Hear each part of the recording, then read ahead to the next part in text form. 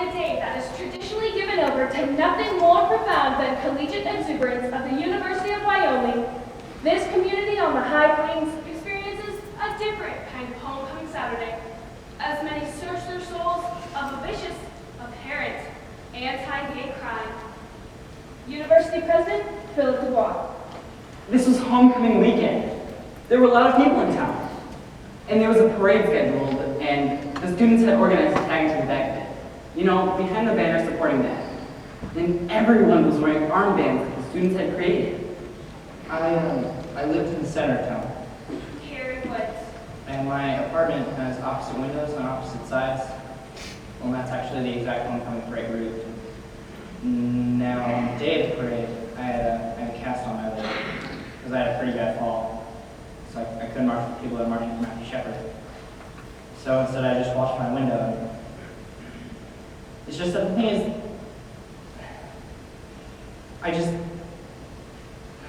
okay.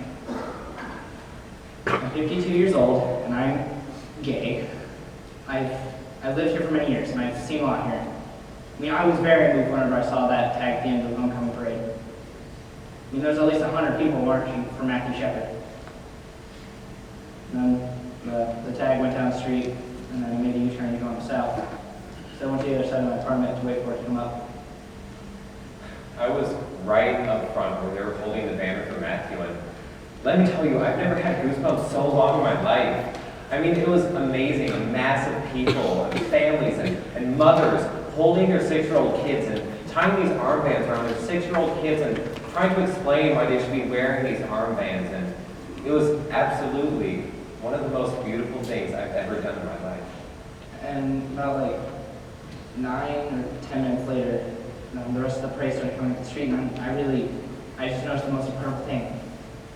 And the people that were marching for Matthew Shepard, I mean, it at least grew about 5 times. There was at least 500 people marching for Matthew Shepard. 500 people. Can you imagine? And people just kept joining, and I have to admit, I started to cry about it. There was tears streaming down my face, and all I could think was, thank God I saw this in my lifetime. And the second thought was, thank you, Matthew. I really haven't been all that involved, per se.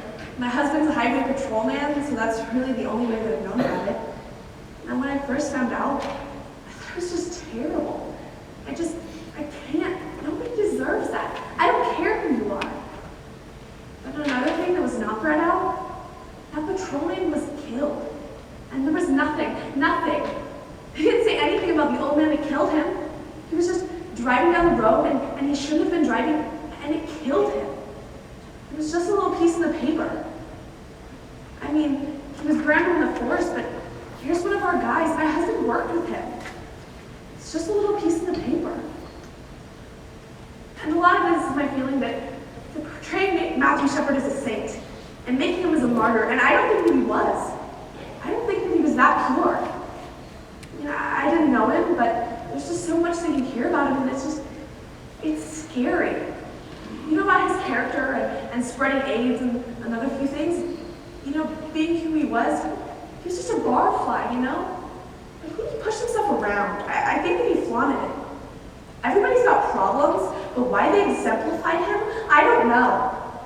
What's the difference if you're gay? A hate crime is a hate crime. If you murder somebody, you hate them. It has nothing to do with if you're gay or a prostitute or whatever. Just don't understand. I don't understand.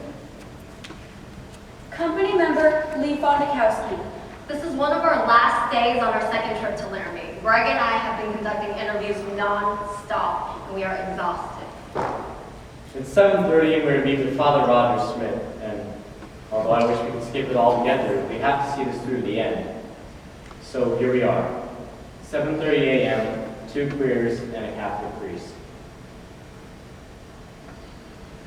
Matthew Shepard has served us well. You realize that? He has served us well. And I do not mean to condemn Matthew to perfection, but I cannot think of one member in the society who's done more than Matthew Shepard.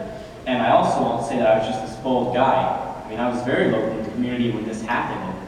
Well, I was scared too, but we started to get things for the vigil, and, well, I thought, should we ask the bishops for their permission?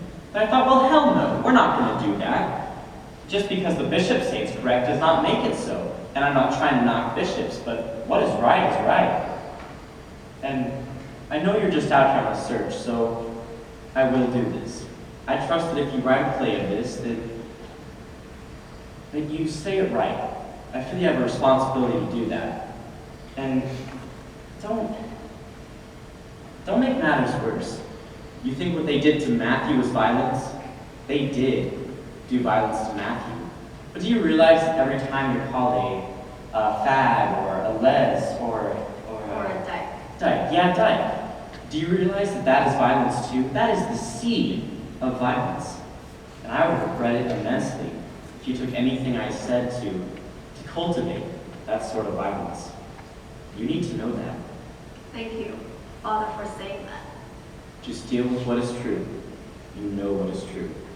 You need to do your best to say it correctly.